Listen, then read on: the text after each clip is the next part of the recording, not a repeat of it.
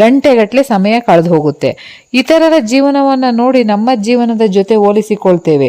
ಹೆಚ್ಚು ಹಣ, ಹೆಚ್ಚು ಆಸ್ತಿ, ಹೆಚ್ಚು ಸೌಕರ್ಯ ಬೇಕೆಂಬ ಆಸೆ ಬೆಳೆಯುತ್ತೇ ಹೋಗುತ್ತೆ. ಆಸೆ ಹೆಚ್ಚಾದಷ್ಟು ಮನಸ್ಸಿನ ನೆಮ್ಮದಿ ಕಡಿಮೆ ಆಗುತ್ತೆ. ಹಾಗಾದರೆ ಈ ಬಂಧನದಿಂದ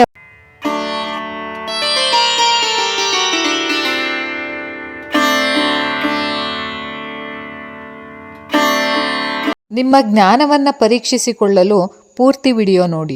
ವಚನಗಳ ಅಮೂಲ್ಯ ಸಂದೇಶವನ್ನು ಮತ್ತಷ್ಟು ಅರಿತುಕೊಳ್ಳಲು ನಮ್ಮ ಚಾನಲನ್ನು ಸಬ್ಸ್ಕ್ರೈಬ್ ಮಾಡಿ. ನಿಮ್ಮ ಅನಿಸಿಕೆ ಅಭಿಪ್ರಾಯಗಳನ್ನು ಕಮೆಂಟ್ ಮೂಲಕ ತಿಳಿಸಿ. ಈ ವಚನದಲ್ಲಿ ಬಸವಣ್ಣನವರು ಮನುಷ್ಯನ ಬದುಕಿನ ಒಂದು ಬಹಳ ಮುಖ್ಯವಾದ ಸತ್ಯವನ್ನು ನಮಗೆ ತಿಳಿಸ್ತಾರೆ ನೋಡಿ. ಸಂಸಾರವೆಂಬ ಸರ್ಪ ಮುಟ್ಟಲು ಪಂಚೇಂದ್ರಿಯ ವಿಷಯವೆಂಬ ವಿಷದಿಂದ ಆನು ಮಂದಗೆಟ್ಟೆನಯ್ಯ, ಆನು ಹೊರಳಿ ಬೀಳುತ್ತಿದ್ದೆನಯ್ಯ, ಓಂ ನಮಃ ಶಿವಾಯ ಎಂಬ ಮಂತ್ರವ ಜಪಿಸುತ್ತಿದ್ದೆನಯ್ಯ ಕೂಡಲ ಸಂಗಮ ದೇವ. ಈ ವಚನದಲ್ಲಿ ಬಸವಣ್ಣನವರು ಸಂಸಾರವನ್ನು ಸರ್ಪಕ್ಕೆ ಹೋಲಿಸ್ತಾರೆ. ಸರ್ಪ ಮುಟ್ಟಿದರೆ ಹೇಗೆ ಅದು ವಿಷ ನಮ್ಮ ದೇಹವನ್ನು ಆವರಿಸುತ್ತದೆಯೋ ಅದೇ ರೀತಿಯಲ್ಲಿ ಸಂಸಾರದಲ್ಲಿ ಪಂಚೇಂದ್ರಿಯಗಳ ವಿಷಯಾಸಕ್ತಿಯ ವಿಷ ಮನುಷ್ಯನ ಮನಸ್ಸನ್ನು ಆವರಿಸುತ್ತೆ. ಕಣ್ಣು ಕಂಡದ್ದನ್ನು ಬಯಸುತ್ತೆ, ಕಿವಿ ಕೇಳಿದ್ದನ್ನು ಬಯಸುತ್ತೆ, ನಾಲಿಗೆ ರುಚಿಯನ್ನು ಬಯಸುತ್ತೆ, ಮೂಗು ಸುಗಂಧವನ್ನು ಬಯಸುತ್ತೆ, ದೇಹ ಸುಖವನ್ನು ಬಯಸುತ್ತೆ. ಹೀಗೆ ಪಂಚೇಂದ್ರಿಯಗಳು ತಮ್ಮ ತಮ್ಮ ವಿಷಯಗಳ ಕಡೆಗೆ ನಮ್ಮನ್ನು ಎಳೆಯುತ್ತೆ. ಆದರೆ ಇವುಗಳ ಹಿಂದೆ ಓಡ್ತಾ ಹೋದಾಗ ಮನುಷ್ಯ ಮನಸ್ಸನ್ನು ನಿಧಾನವಾಗಿ ತನ್ನ ನಿಜವಾದ ಗುರಿಯನ್ನು ಮರೆತೇ ಬಿಡ್ತಾನೆ. ಅದಕ್ಕಾಗಿಯೇ ಬಸವಣ್ಣನವರು ಹೇಳ್ತಾರೆ, ಆನು ಮಂದಗೆಟ್ಟೆನಯ್ಯ, ಆನು ಹೊರಳಿ ಬೀಳುತ್ತಿದ್ದೆನಯ್ಯ. ಅಂದರೆ ಈ ಇಂದ್ರಿಯಗಳ ವಿಷಯಗಳ ಪ್ರಭಾವದಿಂದ ನಾನು ದಾರಿ ತಪ್ಪಿ ಅಧೋಗತಿಗೆ ಹೋಗುವ ಸ್ಥಿತಿಗೆ ಬಂದೆ ಎಂದು ಬಸವಣ್ಣನವರು ತಮ್ಮ ಅನುಭವವನ್ನು ಹೇಳ್ಕೊಳ್ತಾರೆ. ಇದು ಕೇವಲ ಶರಣರ ಕಾಲಕ್ಕೆ ಸಂಬಂಧಿಸಿದ ಮಾತಲ್ಲ. ಇಂದಿನ ನಮ್ಮ ಜೀವನದಲ್ಲಿಯೂ ಕೂಡ ಇದೇ ಪರಿಸ್ಥಿತಿ ಕಾಣುತ್ತೆ. ಮೊಬೈಲ್ನಲ್ಲಿ ಒಂದು ವಿಷಯವನ್ನು ನೋಡಲು ಆರಂಭಿಸಿದರೆ ಗಂಟೆಗಟ್ಟಲೆ ಸಮಯ ಕಳೆದು ಹೋಗುತ್ತೆ.